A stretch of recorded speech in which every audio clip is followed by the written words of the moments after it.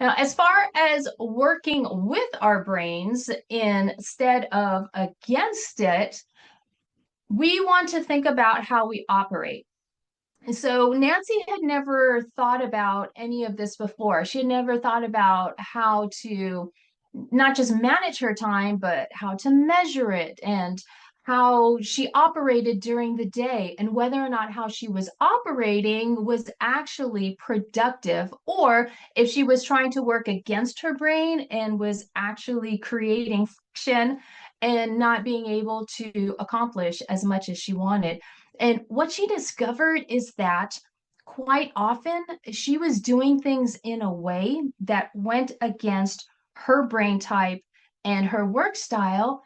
And she realized she was causing herself quite a bit of stress. Now, I realize that other people can cause us stress, but when we cause ourselves stress, on the one hand, that's not great. On the other hand, it's good news because we can control that.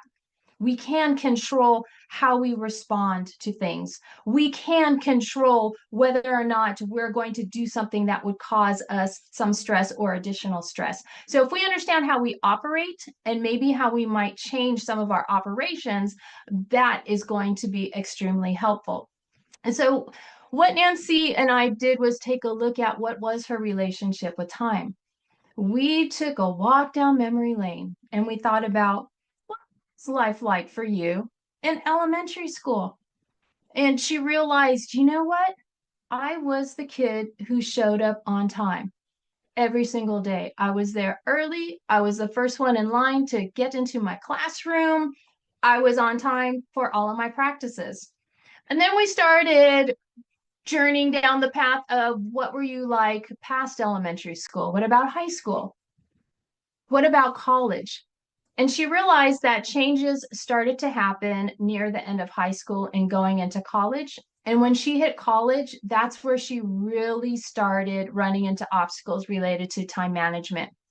Suddenly, well, not suddenly, it was over years because in elementary school, she was on time for classes. In college, she wasn't. She'd show up late for classes. She would constantly have to get in line for professors' office hours to ask for more time for projects. And she had never done that before. And she realized that she had struggled with transitioning from a very small amount of responsibilities to a wide swath of responsibilities. So, by walking down this memory lane, she was able to see how her patterns in thinking about time and her relationship with time had changed. What I'd love for you to do right now is do something similar. I'm just going to pause for a few moments and just think about what was your relationship with time back in elementary school, high school, 20s, 30s, 40s, up to the age that you are now. Has your relationship with time stayed the same or has it changed? In the past, relying on my mind to remember things to now needing to write everything down in one place. I hear you on that. Things really shifted for me in college. Yeah, that happened for a lot of people. When I was a child versus I was on time to everything because my parents were in charge. Feeling more or overwhelmed and constantly tired. Yeah, oh, so many people are feeling that now. Shifts to valuing time to do different things than I did as a kid. I was trying to do stuff too much into a day. That's a big challenge for a lot of people. My relationship has shifted from feeling good about it to feeling worse at it more recently. Early in my career, focused on it all the time. As I got older, time became more flexible on how I used it and applied it. No longer felt like I was governed by it. Ooh, I love that. I have always been late in life, need to flex in different environments. Menopause mind, Jessica, thanks for sharing that because that is a thing. Early life, focused on myself, working life, focused on being available for others at work, family life, focused on prioritizing. Yeah, so a lot of us have changed. Um, I, I don't see anybody who has said that I have stayed exactly the same. We all change. Part of it is because we grow as humans and parts of our personalities change. The way we operate change, the people we're around change, our schedules change, our responsibilities change. We have a lot of change around us. So part of the reason why our relationships with time change is because we live this very dynamic life. And when we don't adjust to the changes, that's where we can have quite a few issues. So realizing that you have operated differently over the years is one of the first steps in understanding where you need to go from here. Erica, late diagnosis of ADHD and struggled more with the demands I had on my time. Yes.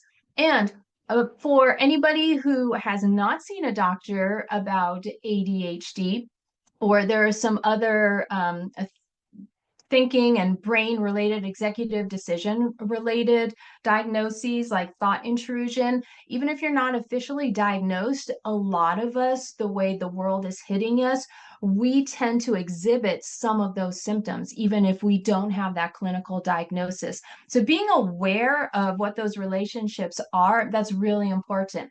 Serena, I've always been pretty timely, but I've chosen to let go on the high expectation and lean into the, is this critical? That's great because that's part of prioritization.